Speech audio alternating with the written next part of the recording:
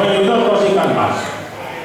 La primera, otra intervención de nuestro grupo de danzas que va a interpretarles para todos ustedes también una jota del Pirineo, además de la parte más occidental del Pirineo, de Ansó, ni más ni menos. Y que además, pues, a la cual le vamos a añadir una bonita intro que va a hacer Felipe con la gaita y Jordi con el acordeón, ¿puede ser? ¿Sí? Y Jordi con el acordeón, que es aquella bonita melodía que se canta en occitano de aquellas montañas.